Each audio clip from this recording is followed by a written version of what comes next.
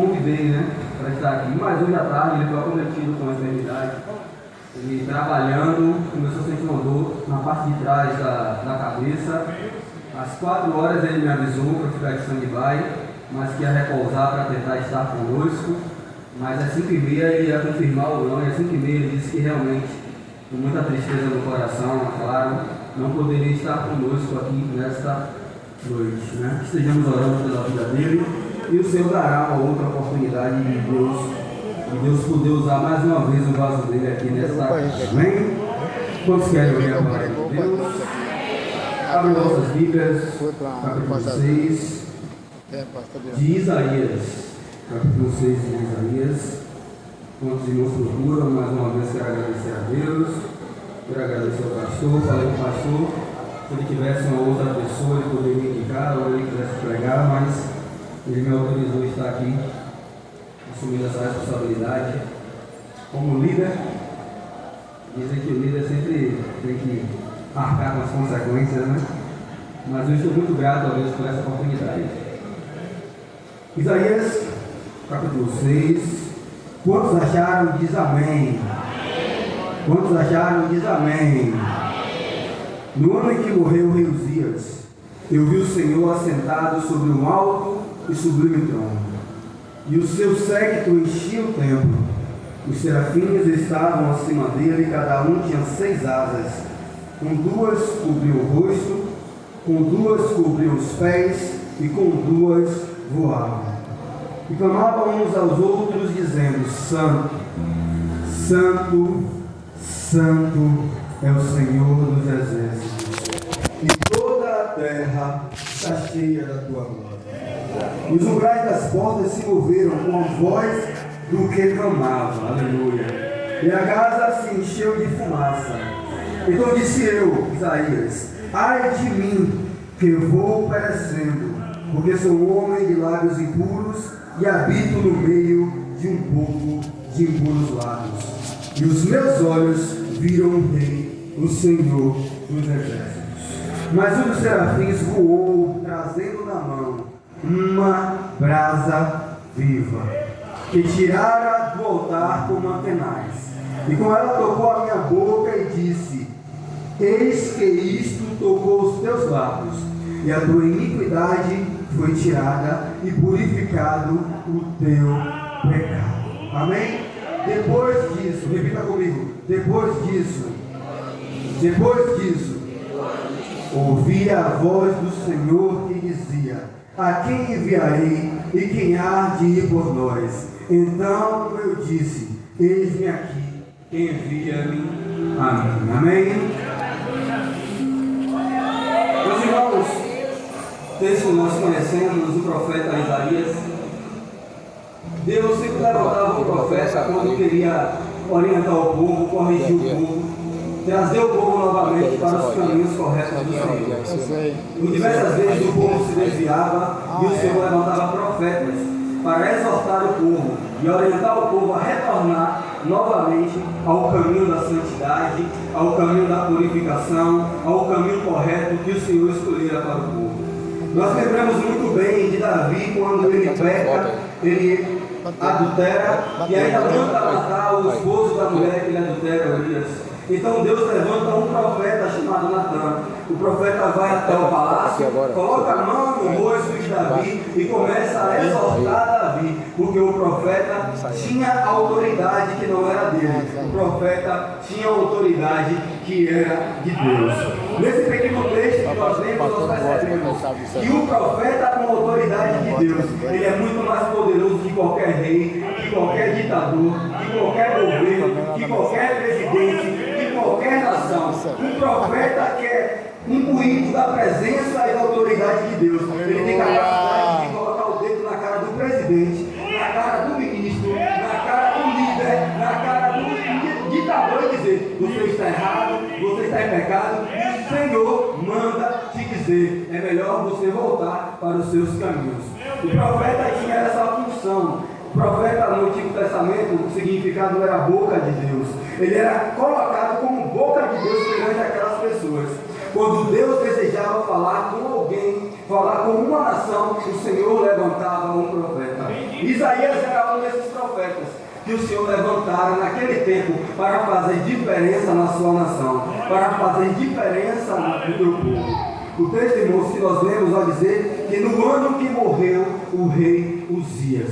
O rei Uzias era o rei da nação de Israel. O texto não nos diz exatamente se Uzias nesse momento já havia morrido ou estava para morrer ainda. O texto nos diz que no ano que morreu o rei Uzias, Isaías tem uma visão. Quando nós analisamos a história do rei Uzias, foi um rei muito próspero, que ajudou a nação de Israel a prosperar. Mas em meio a esta prosperidade, Isaías olhava para aquela nação e percebia uma nação próspera em dinheiro, próspera em riquezas, mas uma nação que vivia em pecado. O rei Uzias, irmãos, era um rei muito próspero, mas infelizmente ele foi pecaminoso no final da sua carreira. A Bíblia nos conta que ele entrou no templo para oferecer sacrifício. Não era a função do rei Uzias, era a função dos sacerdotes. O rei Uzias entrou no templo, os sacerdotes quiseram orientá-lo, mas eles não deram ouvido à instrução do sacerdote. Isso já fica uma lição para os nossos corações nessa noite. Quando o sacerdote se levantar para te orientar, se ele estiver debaixo da presença de Deus, é melhor você dar ouvido. O rei que era próspero, o rei que venceu muitas batalhas, agora se foi acometido por uma grande lepra. E por causa da sua lepra, ele morreu sozinho, solitário e na pobreza, porque ele resolveu desobedecer à voz do Senhor. É nesse ano que Isaías se levanta e ele tem uma visão. O texto nos diz que quando ele tem essa visão, ele consegue analisar um trono. E nesse trono existia um ser sentado sobre esse trono. Nós sabemos que esse é o Deus Todo-Poderoso, que estava sentado neste trono. Isaías, quando olha para a nação, ele percebe que a nação está sendo camuflada, apesar das grandes riquezas, apesar do grande poder, apesar da grande prosperidade. Debaixo de toda essa camada havia pecado escondido, havia muitas coisas ruins. Então Isaías olha para o santo templo e ele vê o trono do Senhor assentado em grande glória.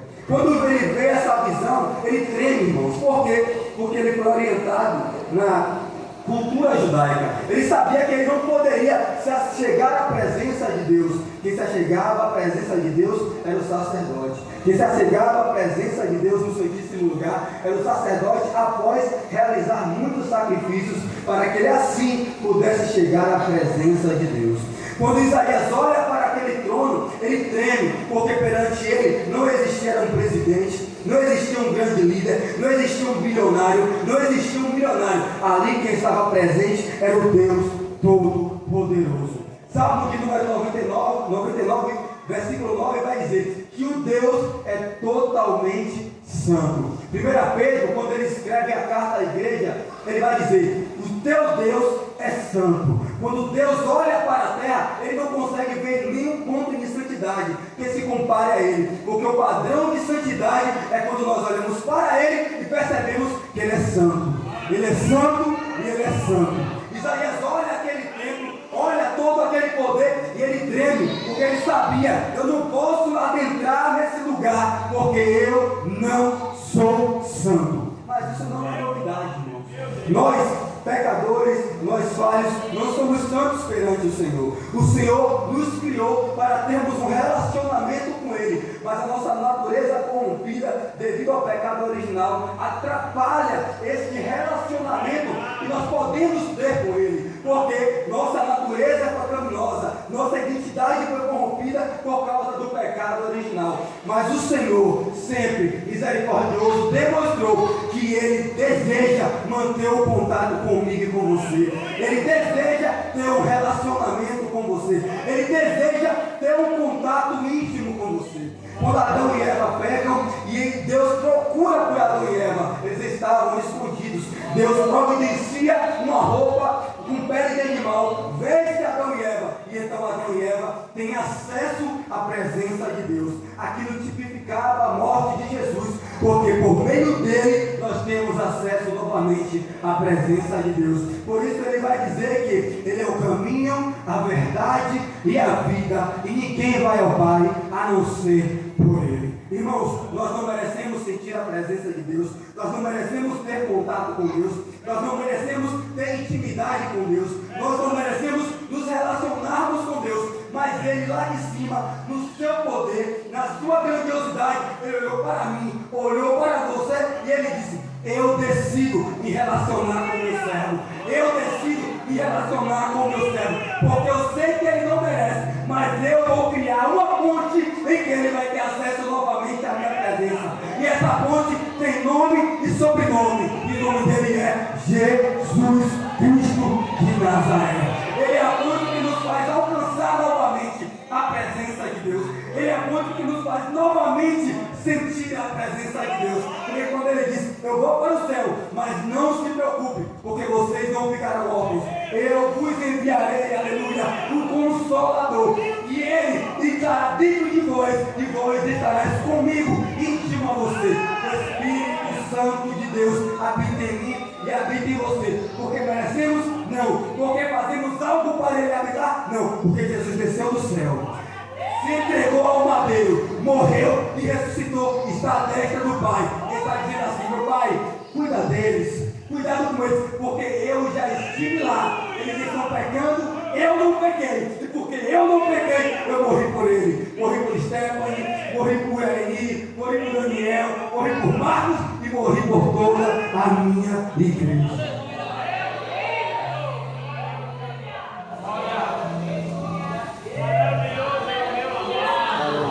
Você percebe na história da Bíblia o Senhor sempre buscando e criando métodos para que o homem se aproximasse dele. Quando Moisés está no deserto apacentando as ovelhas de seu sogro, ele vê uma sarça ardente. E ele percebe que essa sarça ardia, mas não se consumia. Aquilo gera curiosidade em Moisés. E então ele vai até aquele monte para entender o que se passava naquela sarça. Quando ele chega naquele ambiente, que era um ambiente santo, porque o Deus Todo-Poderoso Santo estava lá, no meio da sarça, ele ouve uma voz: Moisés, tire as suas sandálias, porque o lugar que você está é santo. Nesse momento, o Senhor poderia dizer para Moisés: Moisés, não entre, porque esse lugar que você está para pisar é santo. Moisés, não se aproxime, porque esse lugar é santo. Moisés, não se aproxime, porque você é pecador, está cansado dessas sandálias e você não pode se aproximar de mim. Mas o Senhor, em toda a sua misericórdia, o Senhor, em todo o seu amor, tinha um plano. E por causa desse plano e desse amor, ele olha para Moisés e fala: Moisés, você não merece, o povo não merece, ninguém merece. Eu poderia te exterminar agora, eu poderia te afastar agora, eu poderia acabar com este povo agora, mas eu tenho um plano de restauração para este povo. Então eu vou te dar uma chance, Moisés. Tira esta sandália, se aproxima, porque você vai usufruir da minha santa presença.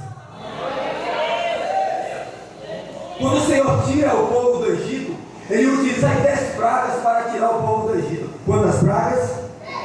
Quantas pragas?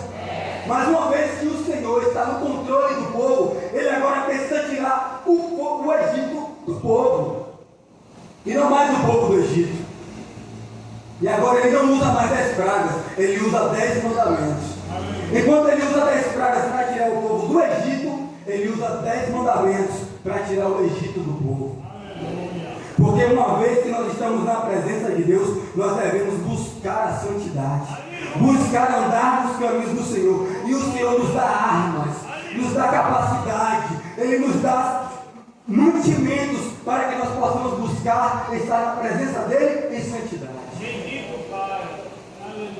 O Senhor queria tanto viver uma intimidade com o povo, que Ele manda Moisés construir um tabernáculo, e que nesse tabernáculo habitaria a presença do Senhor. Nesse tabernáculo não era todo mundo que poderia entrar, era apenas o sumo sacerdote. E para ele entrar, ele precisava fazer um sacrifício por ele e pelo povo. E quando ele adentrava com temor, porque ele estava nele, perante a presença de Deus. Então existiam, irmãos, leis, estatutos, mandamentos, para fazer com que o povo se aproximasse de Deus, para que o povo tivesse a capacidade de se aproximar da presença, para que o povo de alguma forma tivesse capacidade de ter um relacionamento com Deus, mesmo que fosse intermediado pelo sumo sacerdote. E aqui nós percebemos a bondade e a misericórdia de Deus, que mesmo nós não merecendo, Ele sempre cria artifícios para que você e eu se achegue à presença dEle. As leis de Moisés diziam que quando alguém tocava em algo impuro, esse alguém se tornava impuro também. Grave isso. Então as leis cercavam aquele povo, as leis rodeavam aquele povo, para que o povo tentasse andar corretamente perante a presença de Deus, para que, andando perante a presença de Deus, eles tivessem um pouco de contato com a presença de Deus, mesmo que fosse por intermédio do sumo sacerdote. E quando Isaías se achega no templo, que ele tem essa visão, com toda a instrução, Daniel, que ele tem judaica, ele sabia, irmãos, que ele não poderia se aproximar do trono, ele não poderia se aproximar da presença, ele não poderia se aproximar de Deus, porque existia todo um ritual para que o sumo sacerdote se aproximasse da presença. E quando ele olha para aquele trono, ele olha para aqueles serafins dizendo: Santo, Santo, Santo é o Senhor dos exércitos, e toda a terra está cheia de tua glória. Ele começa a tremer, ele começa a passar mal, ele acha que vai perecer, porque ele está na presença do Deus Altíssimo. O sentimento que toma o coração de Isaías é um sentimento que às vezes nos falta, é um sentimento que às vezes falta para nós, de temermos estar na presença de Deus, de temermos estar perante ao Deus Todo-Poderoso, porque, meus, eu não vejo nenhum trono, mas dentro de você habita o Espírito Santo de Deus. Dia e noite Ele está dentro do teu coração, comunicando com o teu Espírito que você é filho de Deus. Quando Isaías olha para aquele trono, ele treme. Quantas vezes você se ajoelhou para orar e tremeu? Quantas vezes você dirigiu a tua palavra ao Espírito Santo e tremeu? Quantas vezes você levantou as mãos do céu, adorou e tremeu? Porque você está entrando, aleluia, na presença do Deus Todo-Poderoso. Qual foi a última vez que nós nos ajoelhamos e quisemos pedir algo a Deus, mas antes de pedir: Senhor, me perdoa os meus pecados, esconde o teu rosto das minhas iniquidades, porque eu não mereço estar na tua presença. Eu estou aqui na dependência do teu filho, eu estou na dependência do teu filho, porque se ele não morresse aqui, eu não estaria à presença do Espírito Santo. Qual foi a última vez que antes de adentrar aquelas portas, você disse: Senhor, guarda o meu pé, porque eu estou entrando na tua casa e eu vou levantar as mãos para te adorar? Qual foi a última vez que você abriu a Bíblia e entendeu que é Deus falando ao teu espírito e disse: Senhor, me cobre com teu sangue, perdoa os meus pecados, porque eu não mereço ouvir a tua voz, mas o Senhor foi misericordioso com a minha vida? Qual foi a última vez que você achou que ia morrer perante a presença do Espírito Santo de Deus? Qual foi a última vez que as línguas vieram na tua mente e você ficou com medo de morrer porque você pecou um dia atrás, pecou uma semana atrás?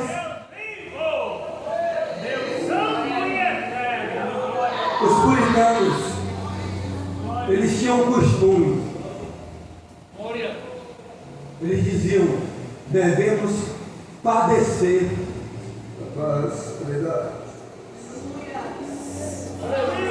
Devemos padecer na presença de Deus, chorar, nem que seja um dia, 2 dias, uma semana, um mês chorando por causa de um pecado que nós cometemos.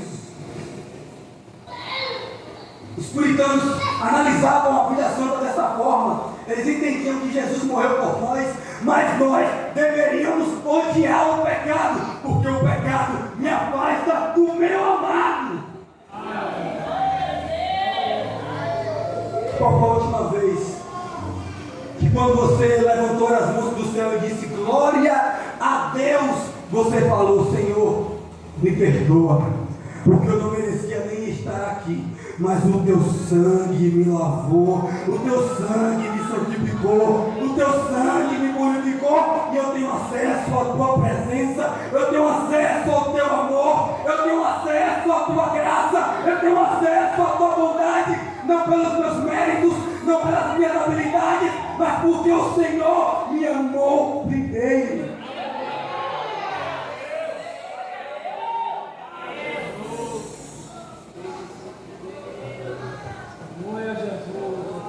Isaías olha aquele trono, irmãos, e ele começa a temer. Ai de mim. Isaías aqui fala algo muito interessante. Esse ai que ele usa no texto que ele escreve, as profecias dele, ele usa vários ais. E quando ele usa o ai para o povo.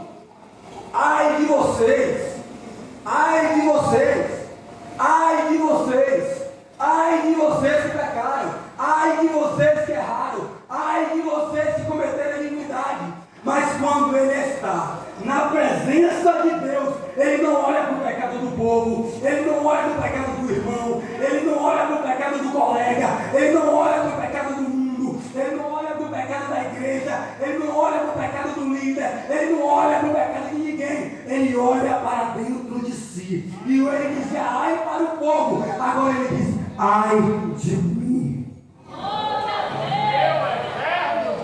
Porque quando entramos na presença de Deus, não entramos para dizer que fulano pecou, que ciclano pecou, que fulano errou, que Beltrano cometeu adultério, que Beltrano cometeu isso. Nós entramos para dizer: Senhor, eu sou pecador, eu sou falho, eu não mereço, então ai de mim que estou na tua presença.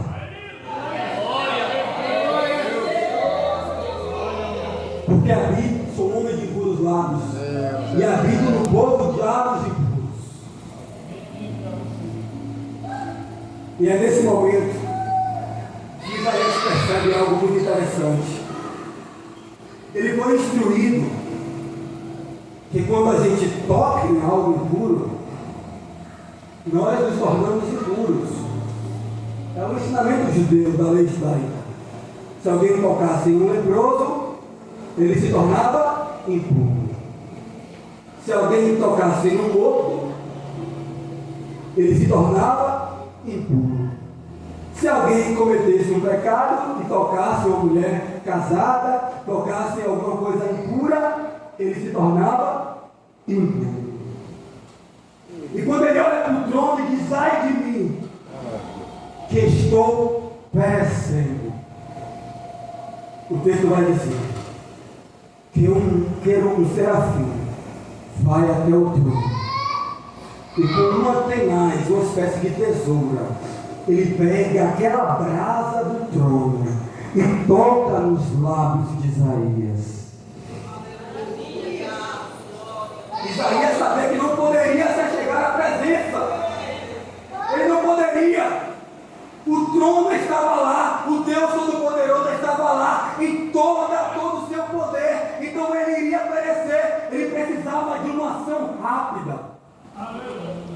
E então o serafim vai até o trono e pega uma brasa viva, uma brasa em chamas, e quando ele pega essa brasa, ele toca nos lábios de Isaías. Isaías não tinha tempo de sacrificar um cordeiro. Isaías não tinha tempo de correr e pedir para o sacerdote entrar na presença de Deus para representar ele. Isaías não tinha tempo de cumprir nenhum ritual. Isaías não tinha tempo de fazer nada. Ele só tinha tempo de perecer. Mas o Senhor olhou para Isaías e disse: Isaías, você não vai perecer, você até merece. Você não vai perecer, você não vai morrer, você não vai cair, você não vai desistir, você não vai parar, você não vai voltar atrás, você não vai perder, você não vai sair daqui derrotado, você vai sair daqui purificado. Quando o serafim vai até ao trono, o altar, e pega aquela brasa que toca nos lábios de Isaías, pela lógica humana das leis judaicas, Se algo santo toca em algo impuro, aquilo que é santo se torna impuro. Então, pela lógica judaica, todo aquele poderio, todo aquele trono, toda aquela santidade correria risco de se tornar impura, porque tudo aquilo que eles tinham era sombra. Eles não tinham um quadro completo do que Deus tinha preparado para eles. Eles viam o tabernáculo, eles viam os rituais, eles viam a tampa do propiciatório, eles viam os querubins, e tudo aquilo para eles era uma sombra de algo muito maior que viria. Pela lógica humana, aquilo que é puro se torna impuro. Mas o que toca a boca de Isaías é algo tão santo. Seus olhos são tão santos, como dizem Abacuque, que ele não pode contemplar o mar. Ele é tão santo, tão santo, tão santo, que a presença dele é capaz de exterminar a todos. Ele é tão santo, mas tão santo, que se ele adentrasse aqui em toda a sua glória, todos nós estávamos perecidos. Ele é tão santo, que se ele fala diretamente com você, com a sua santidade, ele ia fazer você perecer. Mas ele sabia que ele não poderia fazer isso. Mas ele precisava mandar uma brasa para a terra, para purificar a todos. Então ele disse assim: meu filho, eu não vou lá, quem vai é você. Então você vai se destituir de tua glória, vai tomar a forma de homem, vai descer à terra, morrer a morte de cruz, para que teu nome seja glorificado no céu, na terra, debaixo da terra, e que toda língua vai ser purificada, porque vai ser tocado por você e poderá declarar: só o Senhor é Deus, só o Senhor é Deus, só o Senhor é Deus, só o Senhor é Deus.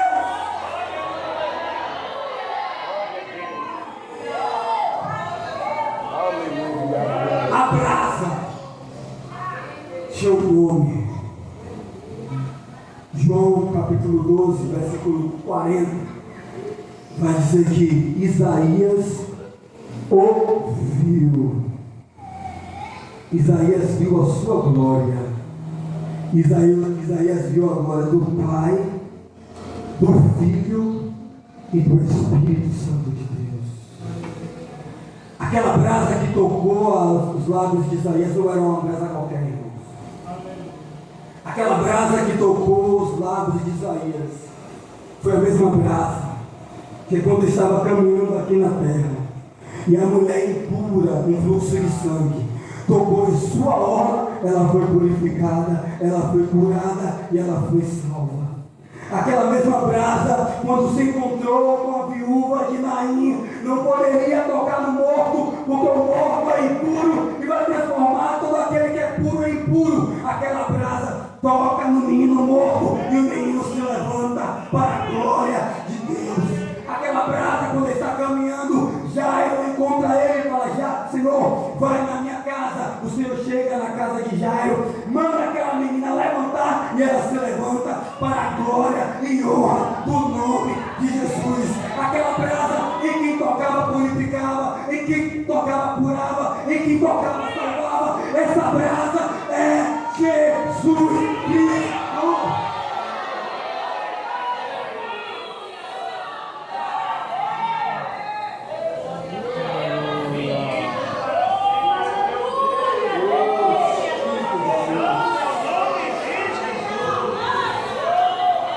É por causa dessa brasa que nós estamos aqui nessa noite.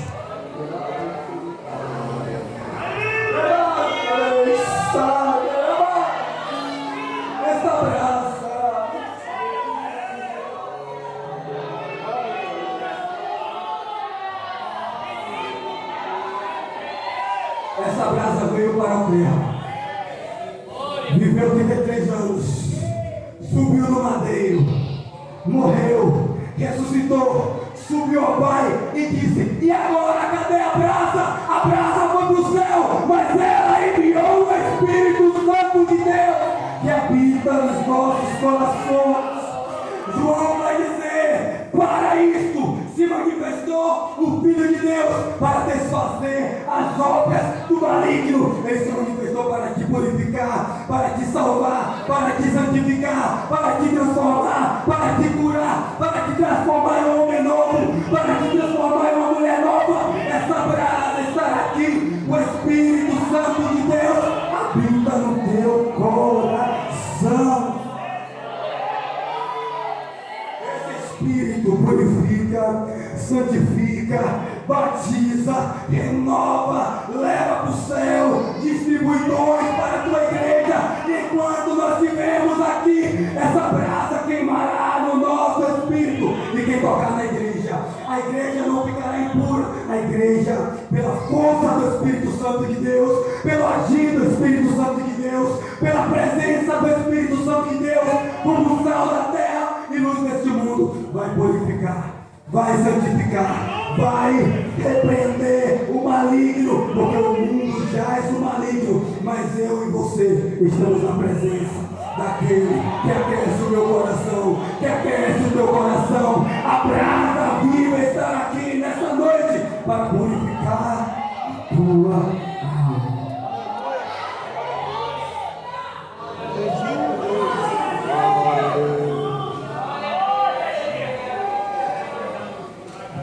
Eu queria conhecer nesta noite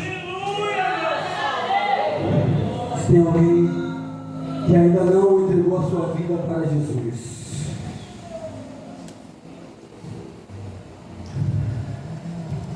Tem alguém aqui nessa noite que não entregou a sua vida para Jesus? Tem alguém aqui que não tem certeza da tua salvação?